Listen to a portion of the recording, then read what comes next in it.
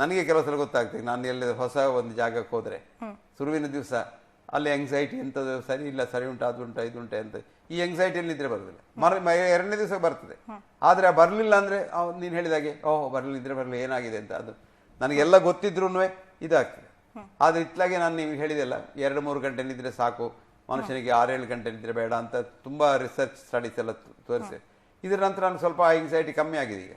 ಹಾಗಾಗಿ ಆದರೆ ನಿದ್ರೆ ಬರುವಾಗ ಒಳ್ಳೆ ನಿದ್ರೆ ಬರ್ತದೆ, ಏನು ತೊಂದರೆ ಇಲ್ಲ. ನಿದ್ರೆ ಬರದೇ ಇರುವಾಗ ಬರೋದಿಲ್ಲ. ಮತ್ತೆ ನಾವೊಂದು ಅಭ್ಯಾಸ ಮಾಡ್ಕೊಂಡು ನಾನು ಇಷ್ಟು ಗಂಟೆಗೆ ಮಲಗಬೇಕು ಅಂದರೆ ಅಷ್ಟು ಗಂಟೆ ಮಲಗಿದ್ರೆ ನಿದ್ರೆ ಬರ್ತದೆ, ಅಷ್ಟು ಗಂಟೆ ಮಲಗಿದ್ರೆ ಅದು ಗಂಟೆ ಹೋದರೆ ಮತ್ತೆ ನಿದ್ರೆ ಬರೋದಿಲ್ಲ ಬೆಳಿಗ್ಗೆ. ಎಲ್ಲ ಮೈಂಡ್ ಸೆಟ್ ಇದು, ಎಲ್ಲ ಮೈಂಡ್ನಲ್ಲಿ. ಆದರೆ ಮೈಂಡ್ ಎಲ್ಲಿದೆ? ಎಲ್ಲ ಕಡೆಯಲ್ಲಿದೆ. ಎಲ್ಲ ಇರುವುದು ಮೈಂಡ್ನಲ್ಲಿ, ಮೈಂಡ್ ಎಲ್ಲ ಕಡೆಯಲ್ಲಿದೆ. ಹಾಗಾಗಿ ಎಲ್ಲದಕ್ಕೂ ಯಜಮಾನ ಮನಸ್ಸು. ಆ ಮನಸ್ಸಿನಲ್ಲಿ ಒಂದು ಸ್ವಲ್ಪ ಸಂಶಯ ಇದ್ದರೆ ನಿದ್ರೆ ಬರೋದಿಲ್ಲ. ಇನ್ನು ಹೆದರಿಕೆ ಇರಬಾರ್ದು ನಿದ್ರೆ ಮಾಡುವಾಗ. ಈಗ ನಾನು ಒಂದು ಉದಾಹರಣೆ ಹೇಳ್ತೇನೆ ನಿಮಗೆ. ಈ ಬಡ ಜನರಿದ್ದಾರೆ ಪಾಪ, ರಸ್ತೆ ಬದಿಯಲ್ಲಿ ಮಲಗ್ತಾರೆ. ಮಲಗಿಸ್ಕೊಂಡು ನಿದ್ರೆ ಬರ್ತದೆ.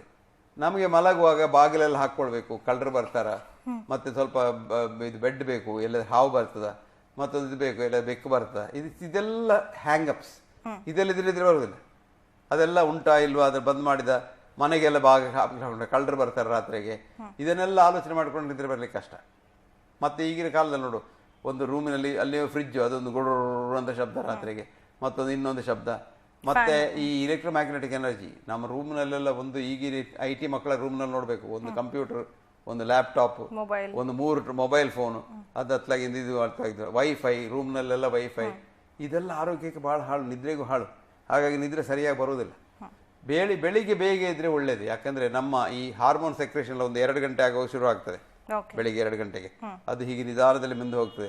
9 ಗಂಟೆ ಆಗುವಾಗ ಪೀಕ್ ಆಗ್ತದೆ, ಮತ್ತು 11 ಗಂಟೆ ಆಗುವಾಗ ಕೆಳಗೆ ಬರ್ತದೆ, ಮತ್ತೆ ಕೆಳಗೆ ಇರ್ತದೆ. ಹಾಗಾಗಿ ನಮ್ಮ ಬಹಳ ಒಳ್ಳೆಯ ಕೆಲಸ ಮಾಡಲಿಕ್ಕೆ ಹೊತ್ತು ಒಂದು 3 ಗಂಟೆ ಬೆಳಿಗ್ಗೆಯಿಂದ ಬ್ರಹ್ಮಿ ಮುಹೂರ್ತ ಅಂತ ನಮ್ಮಲ್ಲಿ ಏನು ಹೇಳ್ತಾರೆ, ಅಲ್ಲಿಂದ ಒಂದು ಸಾಧಾರಣ 11 ಗಂಟೆ 12 ಗಂಟೆವರೆಗೆ.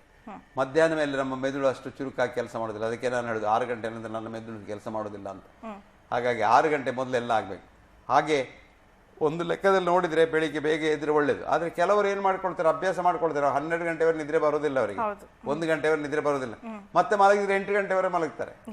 ಅದು ಏನಾಗ್ತದೆ ಅವರಿಗೆ, ಆ ಬೆಳಿಗ್ಗೆದು ಬ್ರಹ್ಮಿ ಮುಹೂರ್ತ ಮಿಸ್ ಆಯ್ತು, ಅವರ ಅರ್ಲಿ ಸ್ಲೀಪ್ ಮಿಸ್ ಆಯ್ತು. There were studies, 1 or 2 studies I have seen. 12 ಗಂಟೆಯಿಂದ ಮೊದಲು ಬಂದ ನಿದ್ರೆಗೂ 12 ಗಂಟೆಯ ನಂತರದ ನಿದ್ರೆಗೂ ವ್ಯತ್ಯಾಸ ಉಂಟು ಅಂತ. ಕ್ವಾಲಿಟಿ ಮೊದಲು ಬಂದದಕ್ಕೆ ಒಳ್ಳೇದು ಅಂತ. ಹಾಗಾಗಿ ಕೆಲವರು ಬೇಗ ಮಲಗ್ತಾರೆ, 8 ಗಂಟೆಗೆ ಮಲಗ್ತಾರೆ, 4 ಗಂಟೆಗೆ ಹೇಳ್ತಾರೆ. ನಮಗೆ ಅದೇ ಬೇಕು. ನಮಗೆ ಸೈಕಲಾಜಿಕಲ್ ಫೀಲಿಂಗ್ ಇರೋದು, ನಾನು ನಿದ್ರೆ ಬಂದಿದೆ ಅಂತ, ಅದ್ರ ನಿದ್ರೆ ಬಂದಿದೆ ಇಲ್ಲ ಅಂತ ನಾನು ಚೆಕ್ ಮಾಡ್ಲಿಕ್ಕೆ ಹೋಗುದಿಲ್ಲ. ನಿದ್ರೆ ಬಂದಿದೆ ನನ್ನ ಮನಸ್ಸಿಗೆ ತೋರಿದ್ರೆ ಸಾಕು, ನಾನು ನಿದ್ರೆ ಬಂದಿದೆ ಅಂತ ಎಣಿಸ್ತೇನೆ.